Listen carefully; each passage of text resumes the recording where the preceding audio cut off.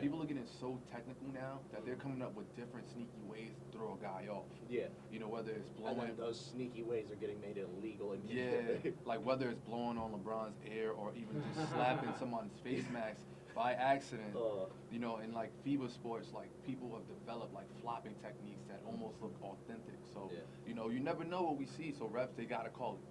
Okay, but how about this? Something else that people don't talk about is one play before the face mask and 2 plays before the game-winning drive, obviously.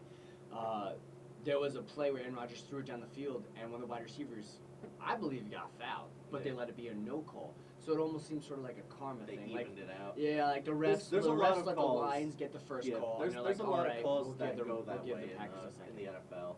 Like, there's a lot of calls where it's like, oh, that was a bad call, and the refs recognize that, and since they can't go back on it, they kind of They even it out in the end. So I think that's what that was, because they got away with it. The Lions, pass interference on wide receiver. There's a lot of that. And It's about balance. It's about balance. I feel like what it shouldn't be about balance. It should be that there should be some review, like new review guidelines for the refs. There should be some robots. For calls that they aren't entirely sure about. Instead of just calling it on the field, if they're not entirely sure, they should take a minute, like when it's a touchdown review, and they're not sure if his toes were in, his toes were out. They should take a moment, like they should go to the sideline, look at the under the hood and whatever, and really make sure if they're really that uncertain about it. That's very tough because there's just certain plays where it's a 50-50 and you really can't tell. You know what? Also, it depends. Like when you look at referees, they don't always hire the youngest refs. You know what I'm saying? They want the guys with experience. And depending in football is a sport where you play in the rain, the snow. So depending on how that ref is feeling and how cold he is or how tired, he's either not gonna deal with your stuff. Yeah, or he's like, yo, look, this is my job. It is what it is. You know, and just drives away at night. That's why I feel that they should still be officiating the game. They should still be able to call the hold. But I think when it comes to like a fumble or an interception, or a touchdown is in the end zone, I think they should do what the NBA does. They should have a headquarters, whatever city you want to pick, that feeds that info. Right, where you have people that are paid to sit there, watch. They get the feed from all the cameras, all the angles. Does have that. Right. That's when they say when they're referring to New York, because that's where the headquarters is. But the ref still has the right to make the call in the end. I feel like they should just have them make the call, so it'll be less biased. You know what I'm saying? Because the ref will be there in the game, and maybe he's rooting for one team or another. But if you have people that are just paid and it's their job to make the right call from all the angles, because the ref, he's like, oh, this is what I saw live. I feel like if you maybe put it in someone else's hands, that would take away some of the objectivity. But when you think about it, like, it's on a human aspect. Like, even the other night, we was just talking about this with Cam Newton wanting to give the football to the young kid. Yeah. Like, that there's nothing really wrong with that, but the ref, he whoever he is as a person, made a decision not to do that. Yeah. He even threw the ball to a ball boy who was going to throw it away anyway and get a fresh ball.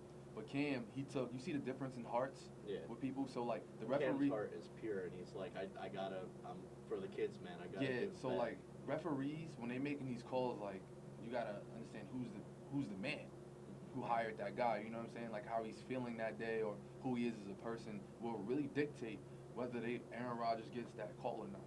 Yeah. You know, like if the ref's cold-hearted and he could be for the team, he'll make the call.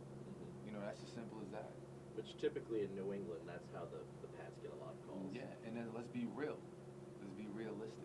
You know, this is what we live in the world we live in is where like, okay, if we're at home, even when I play basketball, if I'm in a place where I grew up at or wherever, I know the ref is gonna tell me, hey Jesse, do this better. You know, let's be realistic. This is what really goes on. So football is not gonna be perfect long as referees aren't gonna be as perfect long as there's human beings on it. So we gotta like let that set in. You know, seriously. True. Because you're right. We human beings make mistakes in our own daily lives all the time. You can't expect us to be perfect. That's why I don't fault refs when they make bad calls. Because I know if I was in that position, I'd probably mess it up too. Yeah, either that or you just don't want to, or you know he made a bad call, based off of bias, and you hope you don't see that guy in the bar. Yeah, the only problem I have with them is when they have the footage in front of them. When they can look at the replay and you still get it wrong, then I'm like, you gotta do it right. After seeing that ref not hit the ball, it's just all hope just got sucked out of me. Like zoop, like robots here. You know, they're not paid to be human beings. They're not paid to like anyone. They're paid to do a job. And when you take that human aspect out of it, man. Yeah, but once again, it's isn't that the tough. best way to do the job? Because you can't be objective. You can't be like, I like Cam, let me give him this call. No, you have to call it how it is.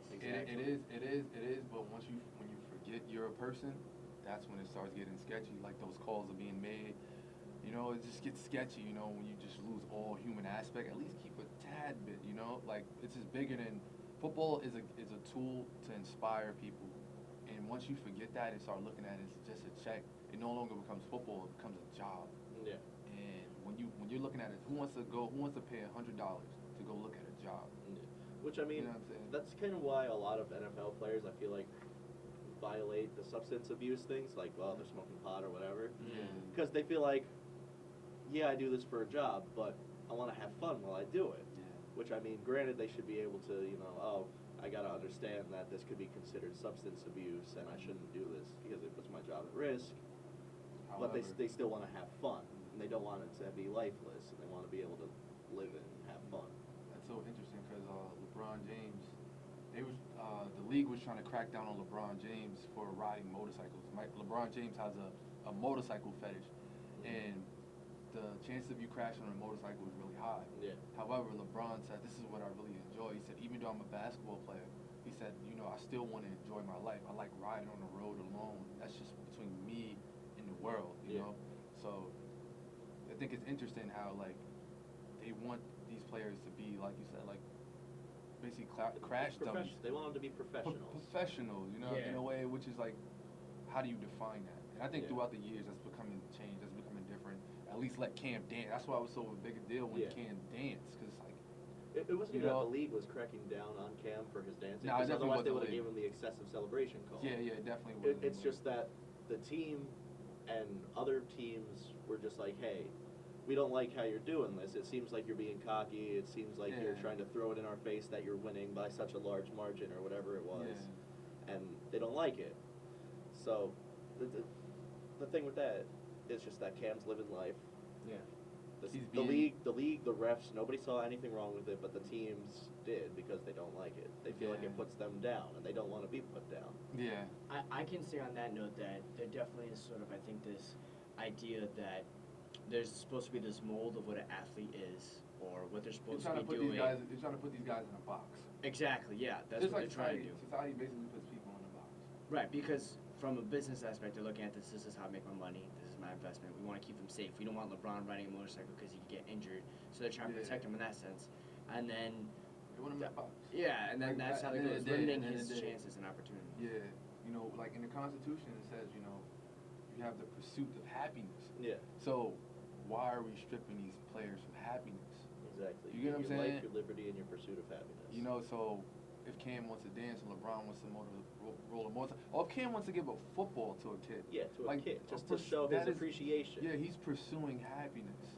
You know, Yeah, and when not only his own happiness, but others. yeah, he's being more patriotic than the Patriots. You know what I'm Exactly, saying? because So, none of the guys on the Patriots are patriotic. I've never seen Tom Brady run and give a kid a football. No, Or neither jump have into I. the crowd Or after jump a in the crowd. touchdown. I've never seen that. So Yeah, no, he never did like Lambeau leap type stuff. Dance with Yeah. the kid who has cancer before the game. Yeah, that's no. that's Like beautiful. J.J. Watt doing all that type of stuff. Oh, yeah. So why do we have a problem when these athletes actually express love? That's basically what it is. Exactly. You know, They're showing for their something. love for the game and the love for the people who support them. Yeah, you know, we gotta rethink. Like as fans, like we gotta weigh in and start sending like letters and emails and tweets to the general manager saying, "Hey, we want Tom Brady to do that. We want more of Yeah. that stuff." Well, no, you could actually, if every team has a mailbox, like a PO box goes directly to the stadium for fan mail, and you could address it to whatever player that you want, Mhm. and the player will get it. I doubt Let Tom, alone I doubt some of Tom's them gonna may or do- may not yeah, read it, I doubt Tom's gonna But do that. I bet there are like players like Cam Newton or J.J. Watt Yeah. or any of those like good guys. That I you think they see, read it. they'd Yeah, read it. they read it. Yeah. If they had the time and there wasn't too many of them, they would take the time out of their day to Yeah. read it. And those are the guys we gotta make heroes instead of villains. You know, Exactly. It's crazy. Like Cam Newton has more and more recently been seen as a class act where he has fun with the game, he loves playing the game. He's good at the game, but he also gives back. He gives back in a sense where he's out there showing support with his fans. He's showing support for his team. He's giving all these little kids balls that whenever he gets a touchdown or he throws a touchdown, he's always taking the ball, giving it out to a different kid every game. Yeah. And then I'm certain there's times off the field where he's out there meeting kids, signing autographs, Yeah, life doing change. all these things, like actually participating in his community in Carolina. That's Definitely. huge. I call those not only the reason why that's so important is because not only is it's a game changer when you score for your team, Yeah. but it's also a life changer when you hand Exactly. that ball over to that Because kid. you're that- making that kid's day. Yeah, Yeah. you're making it. Maybe even more than his Yeah. day. It Like if becomes that more kid than is, sports. if that kid and his family are falling on hard times, and you're a big NFL player who he looks up to for inspiration, Yeah. and you're taking the time out of your day, walking over to this kid and saying, "Hey, buddy, have this ball that I just." You're next, that- you know. Yeah, you're next in line. Yeah, This and is you. Did you see the mom cry Yeah. when he gave the ball to the sick Yep. boy? Mom was just crying Mom like, was thank, crying. thank you. It was almost like a prayer. Mhm. You know, I think that's beautiful. It is. It's a beautiful thing because these guys, they're when you look at it, They have a these heart. guys are the same as us. We're Mhm. human beings. They're no better than we are. Granted, they're in a profession where they're in a position where they're inspirational. They're looked up at as heroes. They make a lot of money, but when it comes down to it, they're human beings, just like you and me, whoever. That's all it is, man. It takes Yeah. all it is a difference. They That's make all it it more is. than a That's all it sport, is. though. They Yeah, make it a it's lot more- more than a more sport. than a It's a game. life. It's more It's a than a game. life. It's a source of inspiration for many children, many adults, and people look at this like, holy crap! It's a sport. Yeah, Yeah. it's a game. When it comes down to it, it's a game, and no matter what, it's just a game. Yeah. That's all it is. Like you show your support, you can get mad, you can get happy, whatever you want to do from it, but it's a game. When it comes down to the players individually, they're just human beings, and depending upon how they treat their lives and how they treat their fans or whoever, it really shows. Yeah. And that stuff, like, giving the inspiration to that kid really matters because how many professional athletes we know today where they were inspired by someone and they made it to where they are today Exactly. because of them.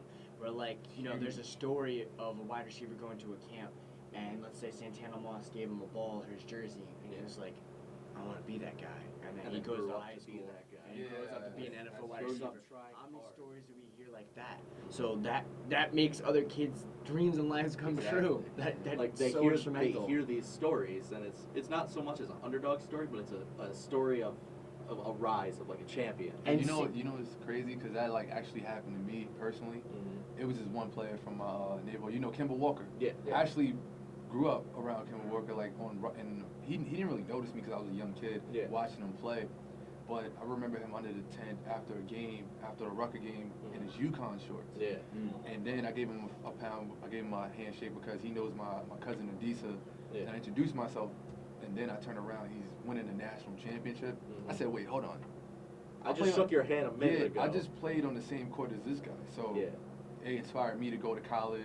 and actually become a- put in the yeah. effort and try your hardest to become something with And your here- sport. And here I'm on a radio show now. Exactly. And You you're know, talking that's about wild. it, Yeah, man. that's Exactly. That's It's- crazy. Not only is it something that's inspirational, but it's also 3 degrees of separation because it's you love the sport, Mhm. you look at the player, you want to be him, you go into the sport and become something for yourself. Yeah. Granted, not all the time that happens Mhm. because it's a rough game It's to tough, play. yeah, it's a tough. rough game to play. It's a